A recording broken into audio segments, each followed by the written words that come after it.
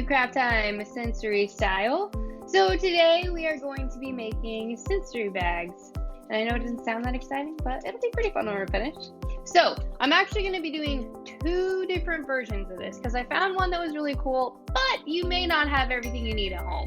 So then I also found another one which you may have everything that you need at home. So depending on what you have at home, you can do one of these two options, or if you have all the things, you can do both options, which is pretty cool. So let's go ahead and get started. All right, so let's get all the supplies that we need for this craft. So version number 1 of this craft, this is what we're gonna need. We are going to need a Ziploc bag. So I would highly recommend a gallon-sized Ziploc bag. If you don't have a gallon size, you could get away with a quart. But I wouldn't want to go any smaller than that because it'll take away from the fun of it. So gallon-sized Ziploc bag would be ideal. The next thing we're going to need is a lovely piece of cardboard. So I cut this out to be about the size of the gallon-sized bag, which makes sense here in a minute when we put it together. But hopefully you have some cardboard laying around your house. Maybe your mom and dad have ordered a few things online and they've come to your house. I cut this out of a box that came to my house, so hopefully you have cardboard around. You're going to need duct tape. Or you can use packing tape. Either way, both of those should work. I might lean a little bit more towards duct tape just because we're going to want to make sure that nothing leaks out of our freezer bag. But I definitely would not use Scotch tape because I don't think Scotch tape is going to give you enough protection. So duct tape or packing tape. And then for version number 1, we are going to be using water beads. So if you happen to have water beads at home, you are going to need some of those for this craft. So that is version number 1. Now for version number 2, we are going to need some of the same things. So we are going to need a Ziploc bag. Again, make sure it's a gallon or at least a quart. We're going to need cardboard. Hopefully you have some cardboard at home. You're also gonna need tape. So the first 3 things that we need for both versions are exactly the same. This is the point where it starts to differ a little bit. For this one, we're gonna need food coloring. So we used food coloring a few weeks ago in one of our videos, so hopefully you still have some food coloring lying around. And then the last thing that we're gonna need is we are going to need some baby oil. So hopefully you have baby oil lying around. If you don't have baby oil, maybe you have a different type of oil that your parents can help you figure out which to use. But baby oil would probably be the best bet. Also, with this version, we're going to need a little bit of water. But hopefully, water should be pretty easy to find.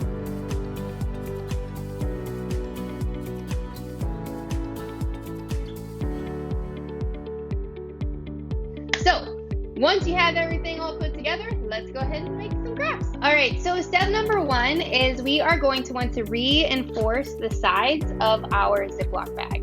So this is where the tape is going to come into play. All right, so I have the tape. So I'm going to measure it out to be about the length of my bag, and then I'm going to rip it. You can see that sometimes ripping goes better than others. If you need help from a parent or a sibling, make sure that you ask. So I'm going to place the tape on one side of my bag. So then I'm going to fold the tape over and smush it down.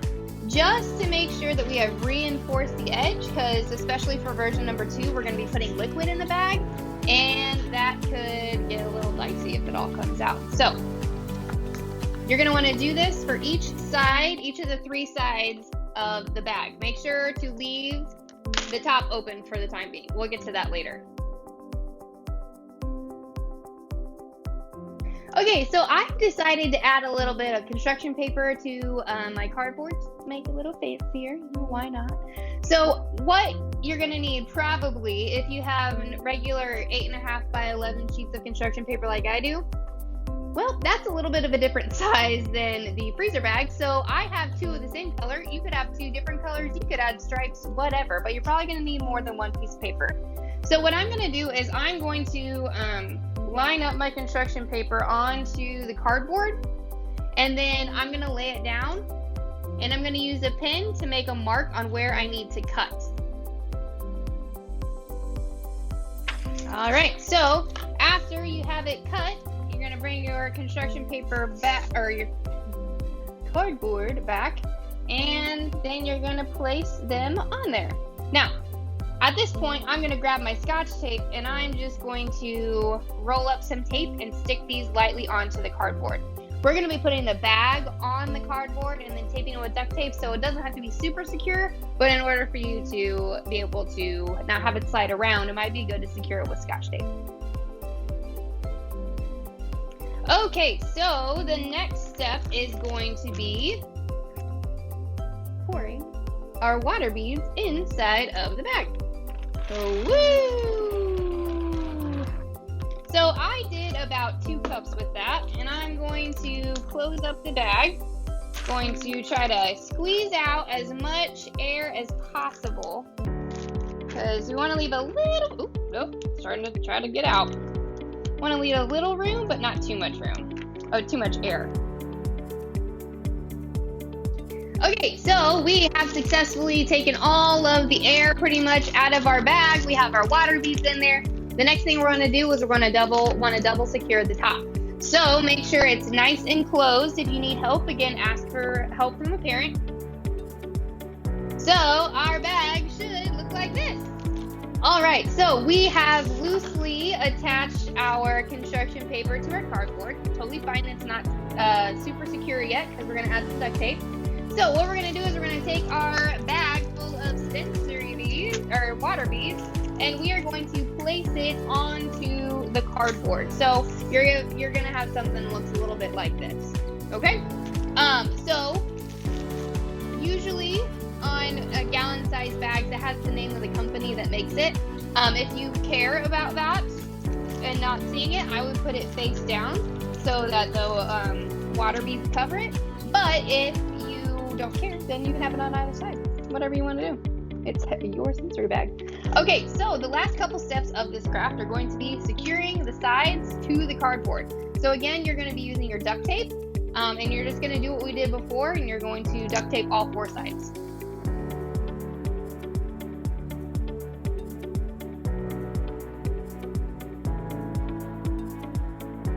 Okay, so we taped, and we've taped, and we've taped. All right, so it should look like this now. So the cool thing is, let's say that, well, it's kind of hard because it's not sitting down. Here we go, that's pretty close. All right, so the cool thing about this is that you can just play with the beads and move them around and feel it on your hand. All right, so it's giving you that sensory input that might, help you calm down. So maybe you find yourself in the red and you're just over being around your family, you're over having to stay in the house.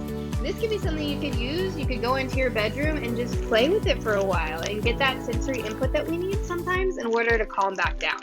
All right, so version number 1 is complete. Good job.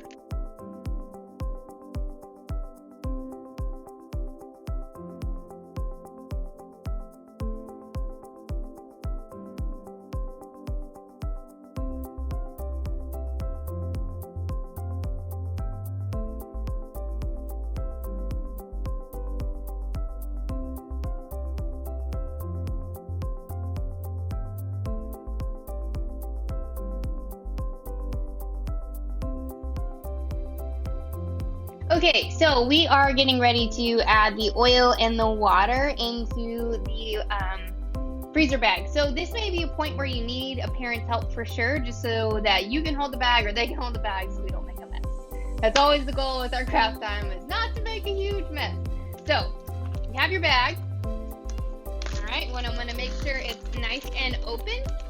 Okay, so we are going to add our oil first. So they recommend about 1/4 cup of oil. So go ahead and pour in the oil. Now again, I'm using baby oil, but If you don't have any baby oil at home, I'm sure you could find a different kind of oil, maybe like vegetable oil or canola oil, that would do about the same job.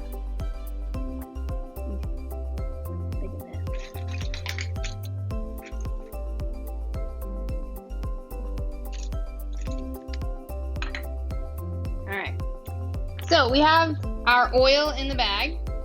The next thing we're going to do is we're going to add some food coloring. So you can decide what color you want. I think I'm going to go ahead and do blue. Alright, so making sure not to spill what's in the bag, I am going to add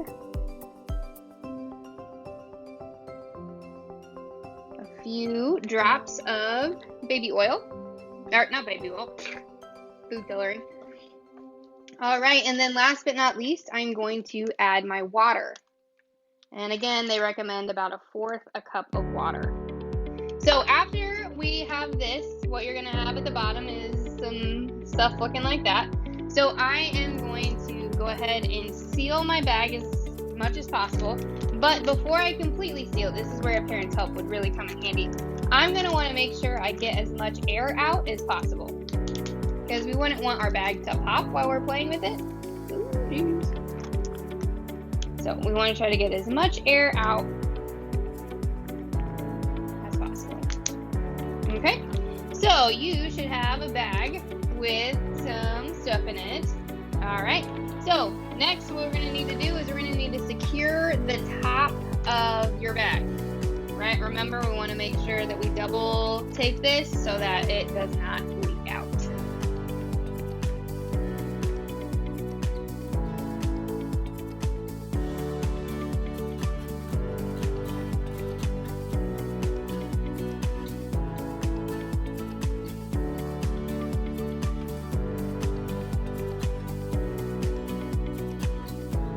Alright, so when we are all done, your sensory bag should look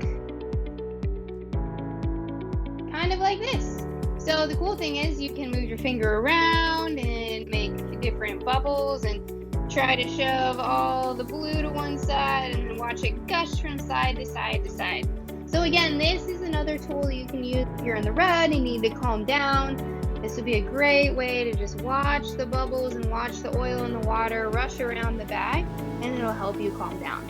So there are our crafts for today. Thank you for joining me, and I hope you have a good day.